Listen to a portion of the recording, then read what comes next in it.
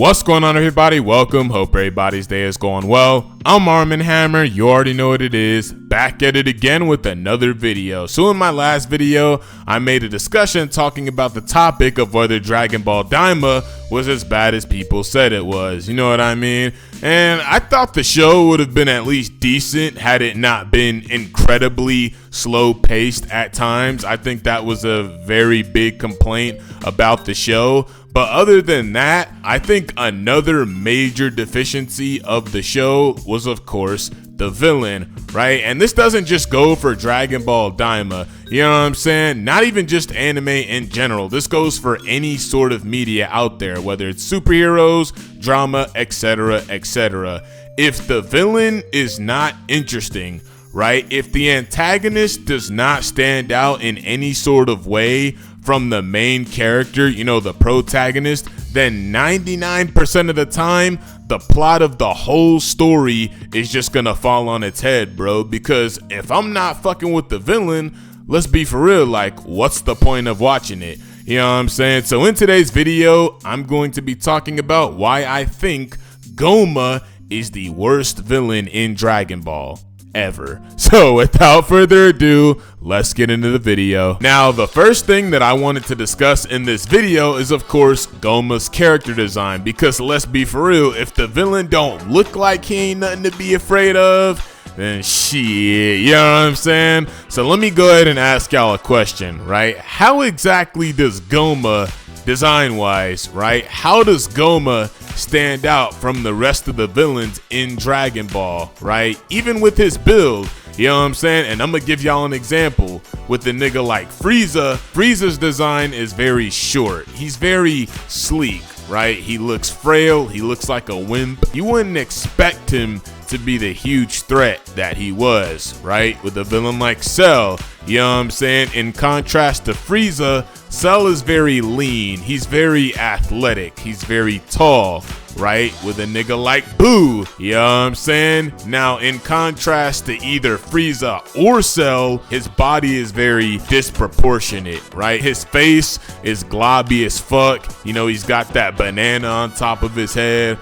His torso area is very frail, but his hands are big as shit. And on top of that, the lower half of his body pretty much bends to its will, right? Boo's body is built like it's not supposed to make sense. You know what I'm saying? And this isn't me shitting on Boo's character design, because of course all of that falls in line with his character. Now, with all that being said, how does Gomah stand out from the rest of these niggas, bruh? Now, I'll admit, Gomah is very short. He's very plumb, right? Now, he would stand out if we didn't already have a villain with that sort of build. And I don't even think I need to say his name. Actually, it's plural, their names. I don't think I have to say their names. Even personality-wise, right? Where does Gomah's villain points come from? You know what I'm saying? With Frieza, his villain points came from his aura, right? Frieza was a name that was feared throughout the whole galaxy, right? Actually, my fault. Emperor Frieza, Lord Frieza, you know what I'm saying? That nigga just looked like he wasn't a nigga to be fucked with, right? Think about it, even on Namek, that nigga didn't even have to get out of the pod and niggas was scared of him. Oh, Frieza's here? Lord Frieza's here? Whoa, whoa, where's Frieza? We're all gonna die, you know what I'm saying? Frieza was just that nigga, bruh. He just had that type of aura, you know what I'm saying? Which of course was in conjunction with him being naturally powerful, right? Him having like a 1 million power level, you know, something like that. With Cell, his villain points come from his intelligence, right? The way he was able to maneuver his way around the Z fighters without taking too much damage, right? Instead of using brawn like Frieza, he more so used his brain, you know what I'm saying? Because when he came out of the womb, like 50% of the niggas that was in that world with him could have one-shot him easily. Well, you know what? I'm not gonna say one-shot him. Let me stop before a nigga gets mad. But, you know, they could take him out, right? And this was before, you know, he absorbed that shit ton of people and got stronger, right? But I'm starting to digress. So Cell's villain points come from his brain power, how he was able to maneuver his way to the top, you know, around Piccolo, around Vegeta, etc., etc. Boo's villain points come from his uncertainty, because let's be for real, this nigga's weird. Like, you can never guess his moves. You never know what this nigga is gonna do next. Even when Piccolo was like, hey, our Star Warrior is not ready yet, you know, you gonna have to wait, bro, I'm not gonna lie. And guess what Boo did? That nigga sat his ass down in front of the hourglass and waited. And even up at the lookout when that shit was going down, everybody was looking at him like, is this nigga really finna wait in front of the hourglass like that? Like, what the fuck is this nigga's next move? What the fuck is this nigga finna do? Right? So Boo's villain points come from his uncertainty. You know what I'm saying? Now I ask again, in this aspect, how does Gomah stand out, bro? Now you could argue, well, Gomah is a nigga that likes to hang back in the shadows, right? He likes to have his henchmen do all the work. He's very grumpy but goofy at the same time, etc., etc. And I'ma say it again, he would stand out if we didn't already have a few niggas like that. Those names shall not be said. You know what I'm saying? So what I'm trying to say is Gomah's character, you know, both design and personality wise, he doesn't stand out like the rest of the villains did, bro. You know what I'm saying? And even with the modern villains, like niggas like Beerus is very lazy, but he's also got that you push me too far, you fuck with me, and I'm gonna destroy your whole planet type of vibe. He has the talk and he has the walk to back it up. You know what I'm saying? So it's like, it's really no excuse, bro. Like, it's really no excuse why they couldn't try to make this nigga Gomah stand out from the rest of the villain roster, bro. The next thing I wanted to talk about was, of course, Gomah's role, right? His role in the overall premise of the show. So if you guys remember Gomah's very first appearance on screen, this little nigga, and I kid you not, this little nigga took up the entire first half of the pilot episode, bro. No action, by the way. It was just him and his lackey talking about all of Goku, Vegeta, and Gohan's past accomplishments. Like, bruh, y'all remember when that nigga Frieza first appeared on screen? What was he doing, bruh? That nigga was destroying a planet, the Saiyan's planet, on top of that, right? What was Cell doing? Oh yeah, there was a news story. All niggas knew was that there was a monster lurking around Ginger Town, right? Just sucking the life out of people. You know what I'm saying? Leaving their raggedy clothes on the ground. Like, you pull up to the town, you would have thought fucking Thanos just happened. But you pull up and there you see Cell, a mysterious, ugly, disfigured alien thing, which all you know is that he has a fucking tail that can just suck the life out of you whenever he chooses to. You know what I'm saying? But anyways, I digress. So with all that being said, what was this nigga Gomah doing in his first appearance on screen? Oh yeah, talking about, oh, Goku beat Boo? Oh, he beat this, that, and the third? Well, I don't want to fight him. I'm just gonna turn him into a kid. Like, fuck off, nigga. Fuck is you talking about, bruh? And like I said before, it's nothing wrong with that, but it's like, it's just the way that they portrayed him, bro. You know what I'm saying? On top of that, I feel like Gomah as a character was very underutilized in this show. Now, when I say underutilized, I mean like used for the story of the plot and not just there to talk his ass off. You know what I'm saying? Did he have a lot of screen time? Yes, he had a shit ton of screen time, but I am saying he wasn't utilized, right? Most of the time, it was just for comic relief, right? The only time he actually got utilized was in the final act, and I'm gonna get to that in just a second. I mean, shit, to be honest, even the henchmen were more utilized than Gomah was. They were practically pushing the whole fucking story forward. You know what I'm saying? With Degasu kidnapping Dende. Like, them niggas didn't even know about Gomah. They were going after, you know, the Kai to get Dende back. And then, you know, with Ardensu in the back, making her creations, you know, like Majin Ku,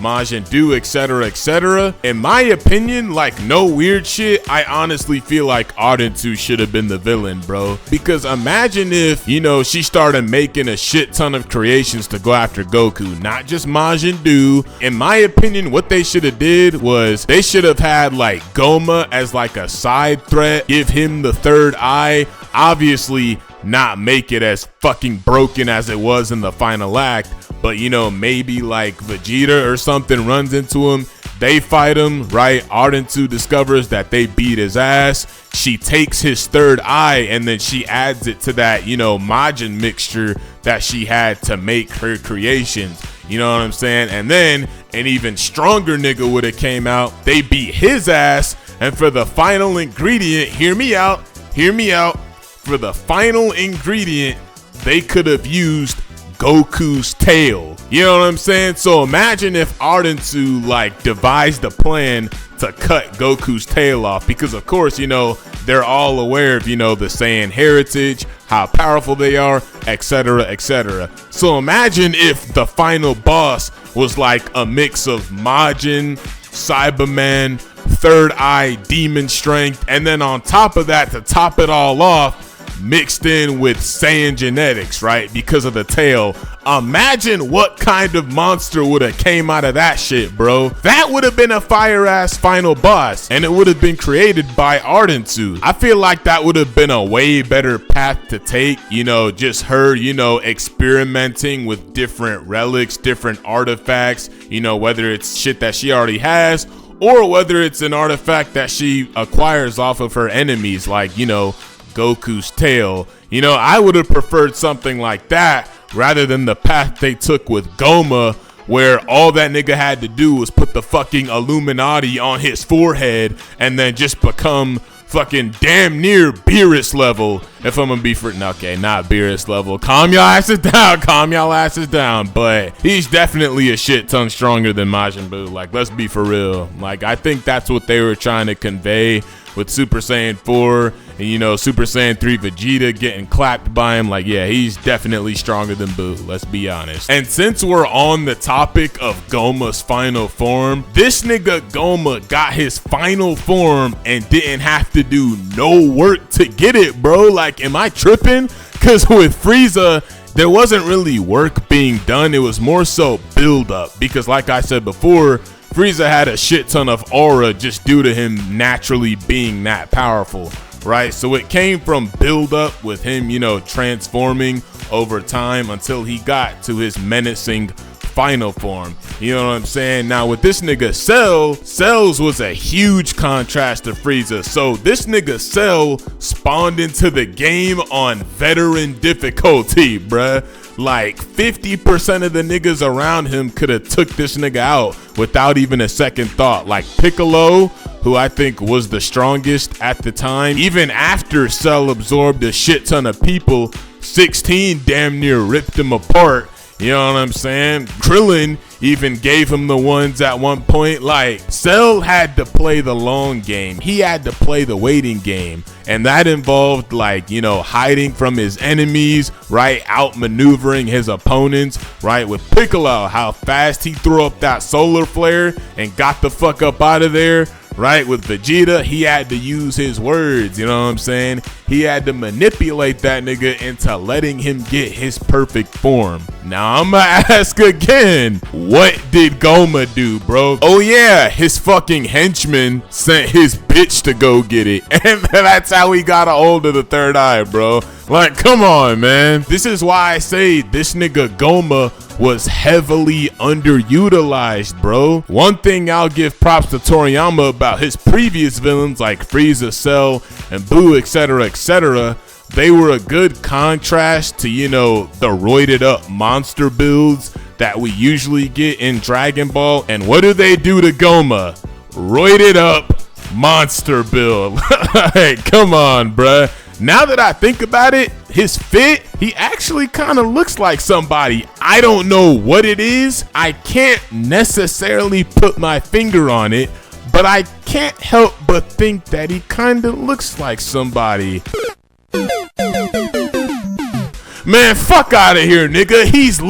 He's got the same V and everything, bruh. Come on, man. Y'all cannot possibly tell me that they actually tried on this nigga's character design, bro. So with all that being said, I do feel like the final fight itself was a little dragged out in my opinion, but on the other hand, they did actually utilize the side characters, which that was a very big complaint in the earlier ages of Dragon Ball, you know, that they weren't utilizing their side characters properly, especially when it came to the final act. So I'm glad they took that into consideration for Dragon Ball Daima. I just don't like the fact that they did all of that just for this nigga Majin Ku to bonk Gomah on the head 3 times and then the fucking eye just falls out. That shit wasn't the move, bro. I'm not gonna lie. On top of that, I don't feel like Gomah, you know, his final form, I don't feel like he had anything unique in his move list, right?